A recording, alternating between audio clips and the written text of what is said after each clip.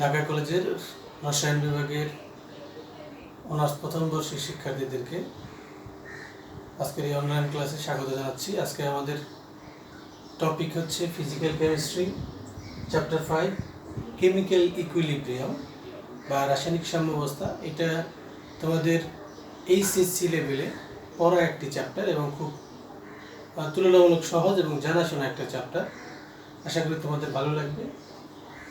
দেখো, আমাদের ফিজিক্যাল কেমিস্ট্রির 5 নম্বর চ্যাপ্টারের মধ্যে কেমিক্যাল ইকুইলিব্রিয়াম আছে। এর মধ্যে যদি আমরা কেমিক্যাল ইকুইলিব্রিয়াম পড়তে চাই তাহলে আমাদের শুরুতে জানতে হয় সেটা হচ্ছে উভমুখী বিক্রিয়া কি। আমরা জানি যে উভমুখী বিক্রিয়া হচ্ছে কোনো এমন একটি বিক্রিয়া যে বিক্রিয়া একই সাথে সামনের দিকে এবং একই সাথে পশ্চাৎ দিকে দুই দিকেই যায় আর কি, সামনের দিকেও চলে এবং পশ্চাৎ দিকেও যায়। আমরা জানি যে পৃথিবীর অধিকাংশ বিক্রিয়া হচ্ছে উভমুখী থাকলেও সিগনিফিক্যান্ট অ্যামাউন্ট উভমুখী সব বিক্রিয়া নয়।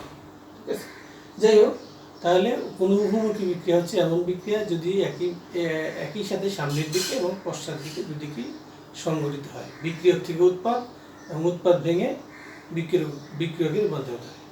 এইরকম একটি উভমুখী বিক্রিয়ার ক্ষেত্রে আমাদের কেমিক্যাল ইকুইলিব্রিয়াম বা রাসায়নিক সাম্যাবস্থা আমরা ব্যাখ্যা করতে পারি। ঠিক আছে, রাসায়নিক সাম্যাবস্থার আমরা একটা গ্রাফ আকারে দেখিয়েছি। এটা যদি আমরা ভাষা দিয়ে প্রকাশ করতে চাই তাহলে সেটা হচ্ছে যে কোনো একটি উভমুখী বিক্রিয়া যদি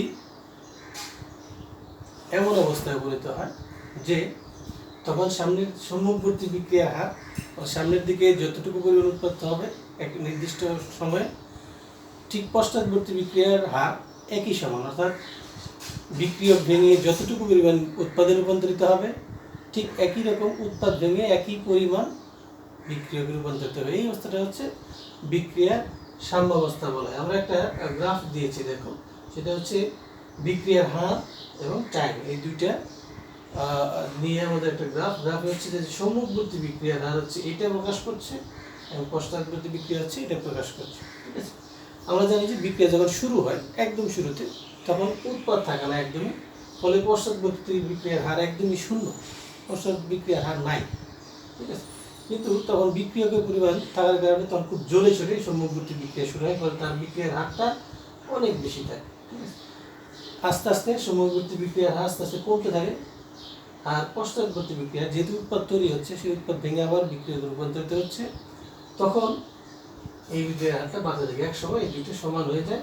এই সমান অবস্থাটাকে বলা হচ্ছে রাসায়নিক সাম্যাবস্থা। ঠিক আছে, তাহলে রাসায়নিক সাম্যাবস্থাটা হচ্ছে যখন কোনো একটি উভমুখী বিক্রিয়ার সম্মুখবর্তী বিক্রিয়ার হার এবং পশ্চাৎবর্তী বিক্রিয়ার হার এই দুটো যখন সমান হয় তখন সেই অবস্থাটাকে বলা হয় সাম্যাবস্থা। ঠিক আছে, রাসায়নিক সাম্যাবস্থা।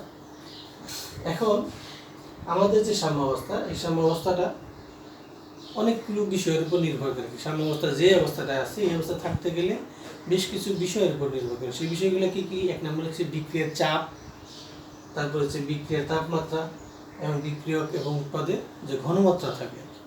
এই তিনটি বিষয়ের উপর আমাদের এই সাম্যাবস্থাটা নির্ভর করে। যদি যে কোনো একটি বিষয় চাপ, তাপমাত্রা বা ঘনমাত্রা বিক্রিয়ক উৎপাদের চেঞ্জ করা হয় তাহলে সাম্যাবস্থাটা অবস্থানটা চেঞ্জ হয়ে যাবে। ঠিক আছে, তাহলে চাপ, তাপমাত্রা এবং হচ্ছে বিক্রিয়ক বা উৎপাদের ঘনমাত্রা, এই বিষয়গুলো যদি কোনোভাবে চেঞ্জ করা হয় তাহলে সাম্যাবস্থার অবস্থানটা পরিবর্তন হবে।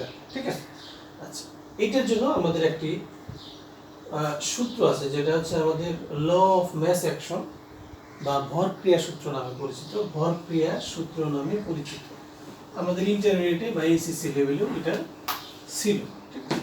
1864 থেকে 1867 সালে এটা হচ্ছে ভরক্রিয়া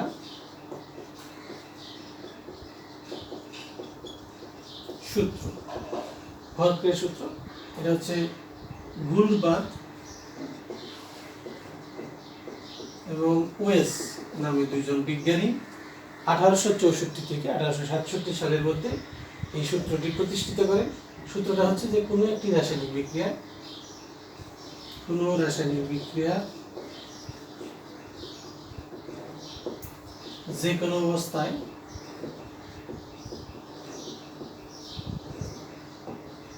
বিক্রিয়ার হার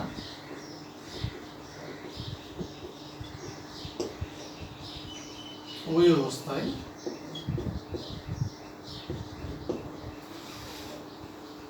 উপস্থিত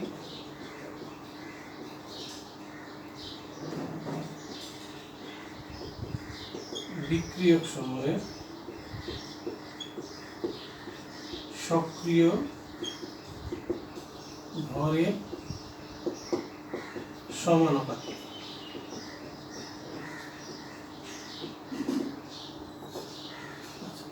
আমাদের ভর ক্রিয়া সূত্রটা হচ্ছে, আমরা জানি যে গোলবার এবং ওয়েজ নামে দুজন বিজ্ঞানী এর প্রতিষ্ঠিত করেন কোন একটি বিক্রিয়ার হার, মূল কথা হচ্ছে একটা বিক্রিয়ার হার তার বিক্রিয়ক সমূহের সক্রিয় ভরের সমানুপাতিক। ঠিক আছে, বিক্রিয়ার হার ওই অবস্থায় উপস্থিত বিক্রিয়ক সমূহের সক্রিয় ভরের সমানুপাতিক। সক্রিয় ভরের একটা সংজ্ঞা আছে, এটা আমরা বলবো।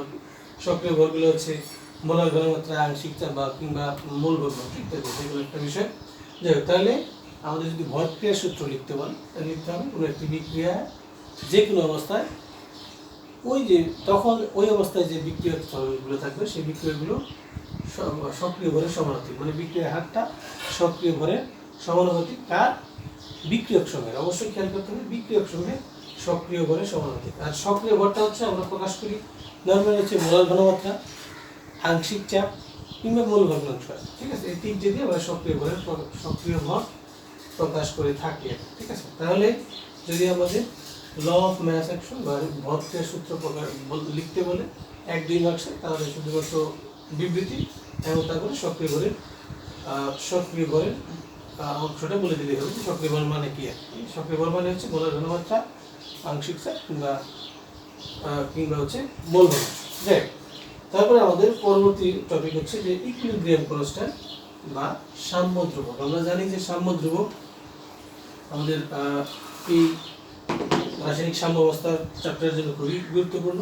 আমরা যদি সাম্য ধ্রুবক নিয়ে কথা বলতে চাই, এটা হচ্ছে ইকুইলিব্রিয়াম কনস্ট্যান্ট। আচ্ছা, যদি আমরা একটা বিক্রিয়ার কথা চিন্তা করি, মনে করি এমন একটা বিক্রিয়া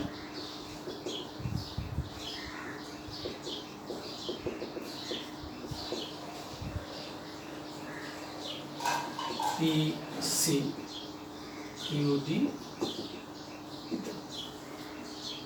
A এবং B হচ্ছে বিক্রিয়ক, তাদের মোল সংখ্যা হচ্ছে যথাক্রমে N এবং M, আর উৎপাদ হচ্ছে C এবং D, সেটা আরো কিছু হয়তো আছে। মোল সংখ্যা হচ্ছে PQ। ঠিক আছে, এইগুলা যদি এরকম একটা বিক্রিয়া হয়, তাহলে একটু আগে আমরা যে ভর ক্রিয়া সূত্রটা বললাম, সেই ভর ক্রিয়া সূত্র অনুসারে এই বিক্রিয়াটা সম্মুখবর্তী বিক্রিয়ার হার সমানুপাতিক বলেছি আমরা বিক্রিয়ক সমূহের সক্রিয় ভরের সমানুপাতিক। বিক্রিয়ক হচ্ছে এখানে A এবং B, তো A অফ A পাওয়ার হচ্ছে M, A of B M। এটাকে যদি আমরা সমানুপাতিক চিহ্নটা উঠিয়ে দিই, তাহলে একটা সমানুপাতিক ধ্রুবক বসাতে হবে, সেটা হচ্ছে A অফ M B। এখানে একটা সমানুপাতিক ধ্রুবক আসবে, যেটাকে আমরা সম্মুখবর্তী বিক্রিয়া ধ্রুবক বলবো, আর ধ্রুবক বলবো। ঠিক আছে, আচ্ছা, একই রকম পশ্চাৎবর্তী বিক্রিয়ার হার সমান সমান K অফ R লিখতে পারি, অথবা K অফ B যেটাই বলি, A of C power P, A of D power Q ইত্যাদি।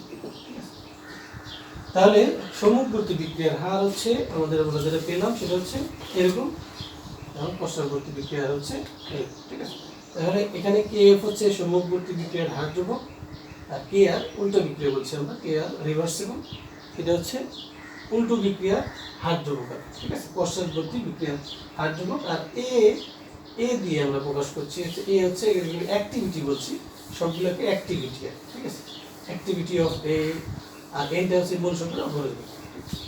আবার আমরা জানি যে সাম্যাবস্থা, যখন এমন অবস্থাটা বিক্রিয়ার সামনের দিকে বিক্রিয়ার হার এবং পশ্চাৎবর্তী বিক্রিয়ার হার সমান। ঠিক আছে, তাহলে এই দুটো তখন সমান হয়। ঠিক আছে, তাহলে সাম্যাবস্থায় আমরা লিখতে পারি সাম্যাবস্থায় সম্মুখবর্তী বিক্রিয়ার হার এবং পশ্চাৎবর্তী বিক্রিয়ার হার সমান। তাহলে লিখতে হবে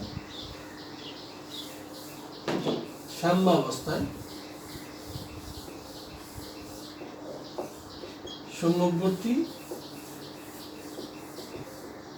ও পশ্চাৎবর্তী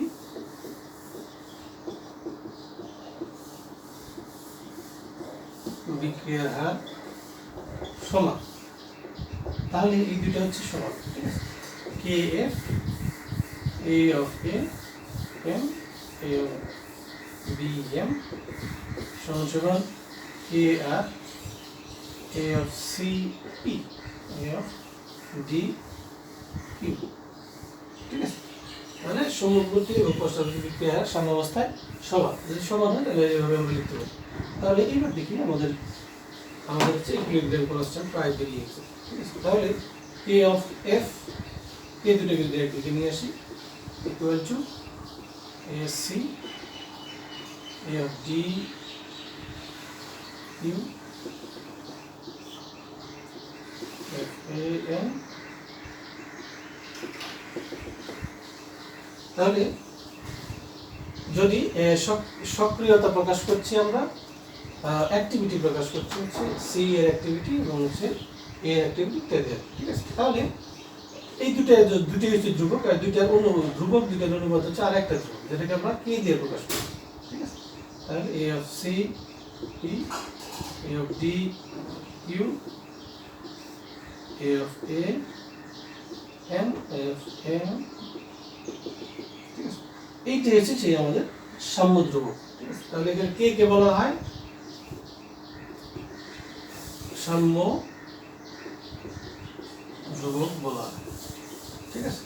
তাহলে সাম্য ধ্রুবকের সংজ্ঞা যদি আমাদের চাই যে সাম্য ধ্রুবক কাকে বলে, তাহলে সেটা যদি আমরা বলতে চাই তাহলে কি লিখতে হবে, যে উৎপাদগুলো, কোনো একটি বিক্রিয়ার উৎপাদগুলো সক্রিয় অ্যাক্টিভিটি গুণফল হচ্ছে এবং বিক্রিয়াগুলো অ্যাক্টিভিটি গুণফল, এটাকে বলা হচ্ছে সাম্য ধ্রুবক। এটা তিনভাবে প্রকাশ করা যেতে পারে, ঘনমাত্রা দ্বারা, আংশিক চাপ দ্বারা এবং হচ্ছে মোল ভগ্নাংশ দ্বারা, ঠিক আছে। তাহলে সাম্য ধ্রুবক হচ্ছে উৎপাদগুলোর অ্যাক্টিভিটি ঘোষক, এগুলোর সক্রিয়তার অনুপাত গুণফল, সক্রিয়তার গুণফল ডিভাইডেড বাই বিক্রিয়াগুলোর অ্যাক্টিভিটির গুণফল, ঠিক আছে। তাহলে এটাকে যদি আমরা হচ্ছে তিনভাবে প্রকাশ করতে চাই, কেপি মানে মোল ভগ্নাংশ আংশিক চাপ দ্বারা, তারপর হচ্ছে কনসেন্ট্রেশন বা ঘনমাত্রা দ্বারা, তাহলে কেসি হবে, আর হচ্ছে মোল ভগ্নাংশ দ্বারা প্রকাশ করলে কে এক্স হবে। কীভাবে প্রকাশ করে দেখি আমরা। তাহলে এটা হচ্ছে কে সাম্য ধ্রুবক। তাহলে শুধু যদি তোমার প্রশ্ন আসে আর সাম্য ধ্রুবক কাকে বলে, সাম্য ধ্রুবক কাকে বলে হচ্ছে তুমি সরাসরি লিখবা, সাম্য ধ্রুবক হচ্ছে কোনো একটি বিক্রিয়ার উৎপাদগুলোর, যদি ঘনমাত্রা দিয়ে প্রকাশ করতে চাই ঘনমাত্রাগুলোর উৎপাদের ঘনমাত্রাগুলোর গুণফল ডিভাইডেড বাই বিক্রিয়াগুলোর ঘনমাত্রার গুণফল, অথবা আংশিক চাপের উৎপাদগুলোর আংশিক চাপের গুণফল ডিভাইডেড বাই বিক্রিয়াগুলোর আংশিক চাপের গুণফল, এইভাবে, ঠিক আছে। অথবা মোল ভগ্নাংশ দিয়ে প্রকাশ করা হয়। আচ্ছা, যদি আমরা তিনভাবে প্রকাশ করি তাহলে কি হয়, ঘনমাত্রা দিয়ে যদি আমরা প্রকাশ করতে চাই তাহলে কি হবে, ঘনমাত্রা দিয়ে যদি প্রকাশ করি এইটা, তাহলে হবে হচ্ছে K C, C for concentration, আমাদের বিক্রিয়া যেটা ছিল হচ্ছে উৎপাদে ছিল হচ্ছে সি এবং পাওয়ার ছিল হচ্ছে পি গুণন ডি, আর বিক্রিয়ক ছিল এ আর এন, আর বি পাওয়ার ছিল এম, এরকম। তাহলে এটা কেসি, তাহলে উৎপাদগুলো ঘনমাত্রাগুলোর গুণফল ডিভাইডেড বাই বিক্রিয়কগুলোর ঘনমাত্রার গুণফল। যদি কে পি মানে মোল আংশিক চাপ দ্বারা প্রকাশ করা হয় তাহলে পি অফ সি, পি হচ্ছে যেটা ছোট হাতের পি মানে হচ্ছে আংশিক চাপ কা সি, আর হচ্ছে পাওয়ার হচ্ছে পি, পি অফ ডি পাওয়ার হচ্ছে কিউ, যতগুলো ছিল, পি অফ আংশিক চাপ অফ এ পাওয়ার এম, আংশিক চাপ of B power M, so on, ঠিক আছে। তাহলে এইটা হচ্ছে আমাদের কনসেন্ট্রেশন দিয়ে, এটা হচ্ছে আংশিক চাপ দিয়ে কেপি, ঠিক আছে। আর একটা দিয়ে প্রকাশ করা হয় যেটা হচ্ছে মোল ভগ্নাংশ, K X equal to P X of C, C এর মোল ভগ্নাংশ পাওয়ার পি, ডি এর মোল ভগ্নাংশ পাওয়ার কিউ এবং এ এর মোল ভগ্নাংশ এম, বি এর মোল ভগ্নাংশ পাওয়ার এম। তাহলে আমরা পেয়ে গেলাম কেসি, কেপি ও কে এক্স, ঠিক আছে। তাহলে তিনটাই হচ্ছে সাম্য ধ্রুবক, একটা হচ্ছে কনসেন্ট্রেশন দিয়ে, একটা হচ্ছে কনসেন্ট্রেশন দিয়ে, একটা হচ্ছে আংশিক প্রেসার দিয়ে, আংশিক চাপ দিয়ে, একটা হচ্ছে মৌল ভগ্নাংশ দিয়ে, ঠিক আছে। এই তিনটে ইকুয়েশন আমাদের হচ্ছে। তোমাদের যদি প্রশ্ন আসে যে সাম্য ধ্রুবক কাকে বলে এবং কেসি এর ইকুয়েশন ডিরাইভ করে, তাহলে প্রথম থেকে আমরা যেখান থেকে শুরু করলাম সম্মুখবর্তী বিক্রিয়ার হার এবং পশ্চাৎবর্তী বিক্রিয়ার হার সমানুপাতিক দিক দিয়ে কেসি পর্যন্ত আসতে হবে বা কেপি পর্যন্ত যেটাই আসে বা কে এক্স পর্যন্ত, ঠিক আছে। আচ্ছা, আমাদের এইখান থেকে প্রশ্ন যেটা বেশি আসে, একটা প্রশ্ন বারবার আসে, সেটা হচ্ছে কেপি কেসি সম্পর্ক অথবা কেপি কে এক্স এর সম্পর্ক কিংবা কেসি কে এক্স এর সম্পর্ক, এই সম্পর্কগুলো নিয়ে প্রশ্ন আসে, ঠিক আছে। ঠিক আছে। আচ্ছা, আরেকটা বিষয় আমি আবার বলি, কেসির মধ্যে সি এসে সি থার্ড ব্র্যাকেট দিয়ে আমরা জানি, থার্ড ব্র্যাকেট হচ্ছে যে কনসেন্ট্রেশন বা ঘনমাত্রা প্রকাশ করে, ডি হচ্ছে ডি এর ঘনমাত্রা, আর পি সি মানে হচ্ছে আংশিক চাপ, পি ডি মানে হচ্ছে ডি এর আংশিক চাপ, আর এক্স অফ সি মানে সি এর মূল ভগ্নাংশ, এক্স অফ ডি হচ্ছে ডি এর মূল ভগ্নাংশ ইত্যাদি যেভাবে। আর এই পাওয়ারগুলো হচ্ছে তার মূল সংখ্যাগুলো পাওয়ার আকারে প্রকাশ পাচ্ছে, ঠিক আছে। মূল পাওয়ার আকারে লেখা হচ্ছে সবসময় আমরা ওইভাবে লিখে দিই। এখন যদি আমাদের প্রশ্ন আসে যে রিলেশন বিটুইন কেপি এবং কেসি, ইন্টারমিডিয়েট পড়াশোনা তোমাদের কেপি এবং কেসি এর মধ্যে সম্পর্ক করো, তাহলে সেই সহজ একটা সম্পর্ক আমরা করি, কেপি কেসির মধ্যে সম্পর্ক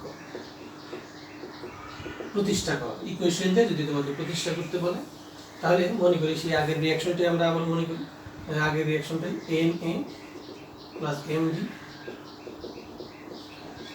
এরকম একটা যদি রিয়াকশন থাকে, পিসি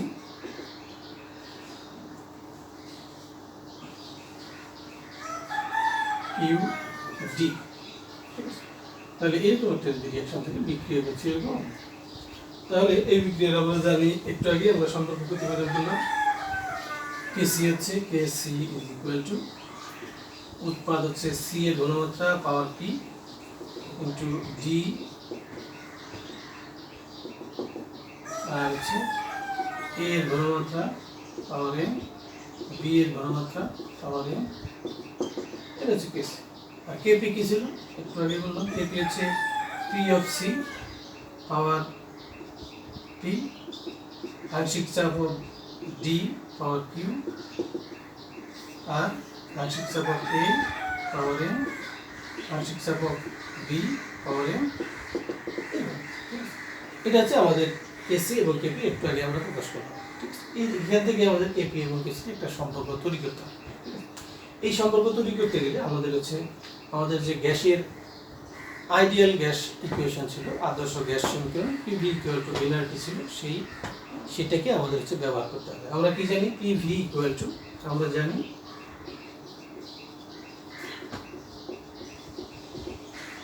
পিভি ইকুয়াল টু এনআরটি। এখানে যদি আমরা এই পি কে এক দিকে নিয়ে যাই তাহলে কি হয়, P equal to N by V R T, বা পি ইকুয়াল টু এন হচ্ছে মোল সংখ্যা ডিভাইডেড বাই হচ্ছে আয়তন, মোল এবং আয়তনের অনুপাত কেমন হয়, ঘনমাত্রা, তাহলে সি আর টি। তাহলে আমরা পি সমান সমান লিখতে পারি সি আর টি, সি হচ্ছে কনসেন্ট্রেশন, কনসেন্ট্রেশন কি মোল সংখ্যা ডিভাইডেড বাই হচ্ছে ভলিউম, মোল সংখ্যা ডিভাইডেড বাই আয়তন, ঠিক আছে। তাহলে এই পি ইকুয়াল টু সি আর টি থেকে আমরা হচ্ছে এই কেপি ইকুয়াল টু যে পি যে ইকুয়েশনগুলো আছে সেখানে আমরা বসিয়ে দেবো, ঠিক আছে। তাহলে এটাকে 1 নম্বর ইকুয়েশন দিই, এটা 2 নম্বর ইকুয়েশন, এটা 3 নম্বর ইকুয়েশন, ঠিক আছে। তাহলে 2 নম্বর ইকুয়েশনে পি এর মানগুলো যদি আমরা বসাই তাহলে দেখো কেমন হয়, পি ইকুয়াল টু সি আর টি আমরা 2 নম্বর ইকুয়েশনে বসাবো, ঠিক আছে। তাহলে 2 এবং 3 নম্বর ইকুয়েশন থেকে আমরা পাই 2 আর 3 থাকুক এখানে, 2 এবং 3 থেকে পাই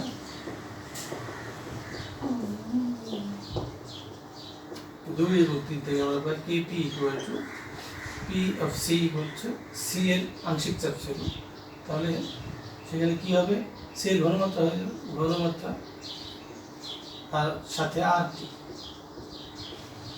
পাওয়ার ছিল হচ্ছে পি পুরোটা, তাহলে পি এর বদলে আমরা বসালাম সি আর টি, সি মানে হচ্ছে সি এর ঘনমাত্রা, ঠিক আছে, এখানে যেহেতু সি এর জন্য ছিল, আর আর টি, ঠিক আছে, গুণন ডি এর ঘনমাত্রা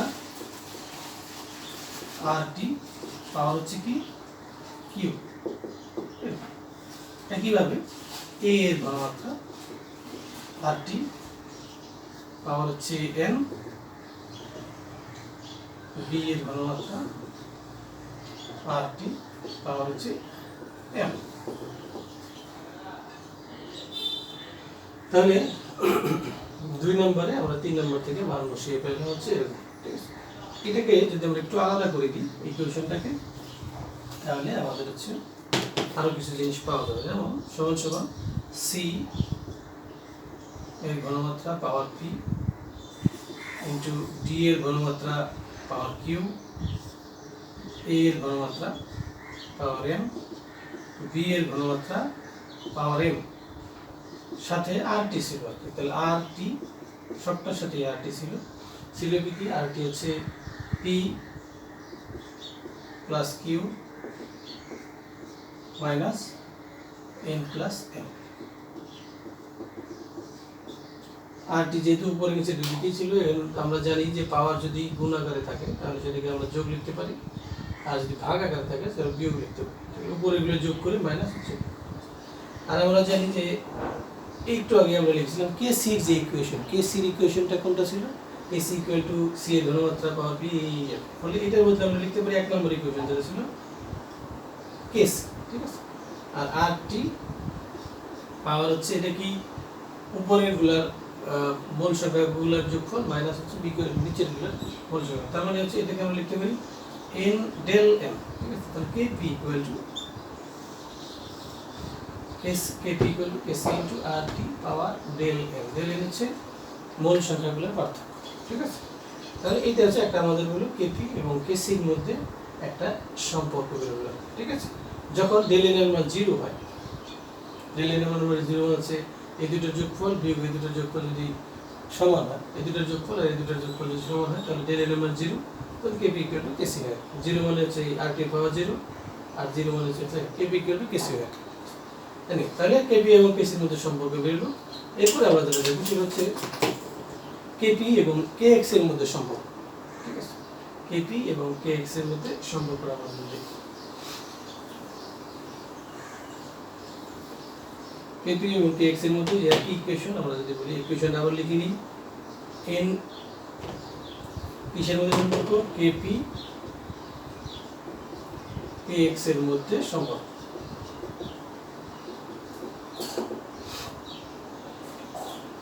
আগের ইকুয়েশনটা আমরা যদি লিখি na প্লাস mb হচ্ছে ছিল pc qd, এটা হচ্ছে আমাদের সেই রিঅ্যাকশন, ঠিক আছে। এখান থেকে kp এবং kx এর যদি সম্পর্ক করতে হয়, kp ইকুয়াল টু আমরা জানি kp ইকুয়াল টু এখান থেকে p of c power p, p of d power q, p of আংশিক চাপ অফ n, আংশিক চাপ অফ a, আংশিক চাপ অফ b। তাহলে এটা kp এর ইকুয়েশন আমরা জানি। এক নম্বর ইকুয়েশন দিই। আবার আমরা হচ্ছে জানি, আমরা জানি কোন একটি গ্যাসের আংশিক চাপ সমান সমান মোল ভগ্নাংশ গুণন মোট চাপ। তাহলে আংশিক চাপ সমান সমান হচ্ছে মোল ভগ্নাংশ গুণন মোট চাপ। তাহলে এটাকে যদি আমরা সিম্বল দিয়ে লিখি p equal to x p, ঠিক আছে। এটা হচ্ছে আংশিক চাপ, আর এটা বড় হাতের p ক্যাপিটাল লিটার, এটা হচ্ছে মোট চাপ, ঠিক আছে। তাহলে এইটুকু যদি আমরা হচ্ছে 1 নম্বরে বসিয়ে দিই, এই যে আংশিক চাপের বিষয়গুলো যদি আমরা হচ্ছে 1 নম্বর ইকুয়েশনে kp তে বসিয়ে দিই, তাহলে আমাদের যেটা আসে, তাহলে 1 ও 2 হতে পাই। তাহলে আংশিক চাপের p এর বদলে আমরা হচ্ছে xp বসাবো, ঠিক আছে। যদি আমরা বসিয়ে দিই তাহলে এইখানে আসে যাবে।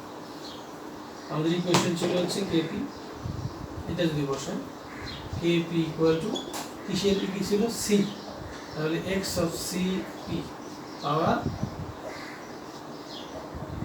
p, x of d into p power q গেল, আর x অফ a পাওয়ার হচ্ছে n, x অফ b পাওয়ার হচ্ছে m, সাথে হচ্ছে একটা p আছে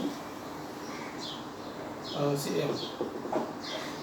ঠিক আছে, তাহলে আংশিক চাপের বদলে আমরা হচ্ছে x p মানে হচ্ছে মূল ভগ্নাংশ গুলো হচ্ছে মোট চাপ বসিয়েছি। ঠিক আছে, তাহলে এই ইকুয়েশনটা আমাদের প্রায় হয়ে গেছে। এই দুটো যদি এখানে আমরা আলাদা করে আগে বলতো xc ইন্টু xd পাওয়ার p পাওয়ার q আর xa পাওয়ার n ইন্টু xb পাওয়ার n, সাথে p ছিল আমাদের p পাওয়ার হচ্ছে p প্লাস q মাইনাস আগের মতো n প্লাস m। ঠিক আছে, প্রত্যেকটার সাথে p ছিল সেটাকে আমরা আলাদা করে দিয়েছি। তাহলে এটার বদলে আমরা লিখতে পারি kx into p power del n, kp equal to kx into p power del n। আমাদের প্রায় হয়ে গেছে। আরও একটা ইকুয়েশন বাকি আছে আমাদের, মানে আমাদের সম্পর্ক বাকি, সেটা হচ্ছে kx এবং kc এই দুইটার মধ্যে সম্পর্ক খুব সহজেই আমরা করে ফেলতে পারি। ঠিক আছে, kx এবং kp এর মধ্যে যদি সম্পর্ক করতে, kc এর মধ্যে সম্পর্ক করতে চাই তাহলে খুব সহজেই, কারণ একটু দুইটা দিয়ে সম্পর্ক আমরা করে ফেলেছি। দুইটা সম্পর্ক একটা হচ্ছে kp এর সাথে kc আর kp এবং kx এর মধ্যে সম্পর্ক আমরা করে ফেলছি। এই দুইটাকে যখন আমরা একসাথে করে ফেলবো তখনই হচ্ছে kx এবং kc এর মধ্যে সম্পর্ক। ঠিক আছে, তাহলে আরেকটা বাকি থাকলো ওটা আমরা করে ফেলি। কিসের মধ্যে সম্পর্ক? kx এবং kc এর মধ্যে সম্পর্ক। এই দুটোর মধ্যে সম্পর্ক যদি আমরা করতে চাই তাহলে আমাদের যে একটু আগে যে দুটাকে ডিরাইভ করলাম, দুইটা ইকুয়েশনকে ডিরাইভ করলাম, এটা হচ্ছে kp equal to kc into rt power del n, kp equal to kx into p power del n। ঠিক আছে, এই দুটোকে আমরা ডিরাইভ করলাম। ঠিক আছে, যদি দেখো আমাদের দুই ক্ষেত্রে আছে আমাদের kp সমান সমান সামথিং, kp সমান সমান সামথিং, তাহলে এই দুটো থেকে আমরা পাই 1 ও 2 থেকে আমরা কি লিখতে পারি 1 ও 2 থেকে এই দুটো সমান kc rt power del n সমান সমান kx p power del n। ঠিক আছে, এই দুটো থেকে আমরা তাহলে এই দুটোকে যদি আমরা তাহলে কি লিখি kx সমান সমান কি লিখতে পারি kc, যেহেতু দুটারই পাওয়ার সমান rt divided by p power del n। ঠিক আছে, পিটাকে এই পাশে চলে আসলে rt পাওয়ার। ঠিক আছে, আবার আমরা জানি যে এরকম pv ইকুয়াল টু nrt সমীকরণ থেকে আমরা জানি pv ইকুয়াল টু nrt সমীকরণ থেকে pv ইকুয়াল টু nrt সমীকরণ থেকে pv ইকুয়াল টু rt যদি এক মূল গ্যাস হয় তাহলে v equal to rt divided by p। ঠিক আছে, এইটাকে যদি আমরা এখানে বসিয়ে দিই v equal to rt divided by p, তাহলে rt ডিভাইডেড বাই p এর বদলে আমরা v বসাতে পারি। তাহলে কি হয় ইকুয়েশনটা? সুতরাং kx সমান সমান kc into v power del n। ঠিক আছে, এটা হচ্ছে মোলার ভলিউম বা মোলার আয়তন বলা হয়। তাহলে ইকুয়েশন এই পর্যন্ত রাখলেও একটা সম্পর্ক বলা যেতে পারে, কিন্তু ফাইনাল ইকুয়েশন আসলে এটা। অনেক সময় এটাতে v এর সাথে vm লেখা থাকে, m লেখার কারণ হচ্ছে যে v মোলার ভলিউম হয়। ঠিক আছে, বা মোলার আয়তন। তাহলে আরেকটা তোমাদের অনেক সময় আসে, সেটা হচ্ছে এরকম যে কোন অবস্থায় kp kc এবং kx সমান হয়ে যায়, এরকম যদি আসে তাহলে তোমার প্রশ্ন এরকম আসতে পারে যে kp এবং kc এর মধ্যে সম্পর্ক করো, অথবা kp kx এর মধ্যে, বা তিনটাই সম্পর্ক আসলে, এবং শেষে ফাইনালি বলে দেব যে কোন অবস্থায় kp kx এবং kc সমান হয়। সেটার জন্য তোমাকে যেটা করতে সেটা হলো যখন ডেল n এর মান ছিল, ডেল n যে মানে মূল সংখ্যাগুলোর পার্থক্য যখন হচ্ছে সমান। ঠিক আছে, মানে ও বিক্রিয়কগুলোর মূল সংখ্যা এবং হচ্ছে উৎপাদগুলোর মূল সংখ্যা যখন সমান, তখন হচ্ছে আমাদের kp kx এবং kc। ঠিক আছে, তখন আমরা লিখতে পারি এরকম, যখন ডেল n ইকুয়াল টু 0 তখন kp equal to kc equal to kx। ঠিক আছে, ডেল n এর মান 0 মানে বিক্রিয়কগুলোর মূল সংখ্যার মূল সংখ্যা এবং বিক্রয় উৎপাদগুলোর মূল সংখ্যা যখন সমান হয় তখন ln 0 হয়, আর তখনই এই কেপি কেসি এবং কেএক্স হচ্ছে সমান হয়ে যায়। ঠিক আছে, আশা করি এগুলো খুব সহজ এবং ইন্টারমিডিয়েটে পড়াশোনার অধিকাংশ, আশা করি তোমাদের ভালো লাগবে। আর একটু পড়াশোনার চেষ্টা করো, সামনের দিকে আমাদের এই চ্যাপ্টারে আরেকটু ডিপে যাবো আমরা, যেগুলো ইন্টারমিডিয়েটে হয়তো সব কিছু ছিল না। সামনের দিনগুলোতে আরেকটু পড়াশোনায় আগ্রহী হবা এবং পরীক্ষা বা অন্যান্য জায়গাতে তুমি এগুলো কাজে লাগাতে পারো। ধন্যবাদ।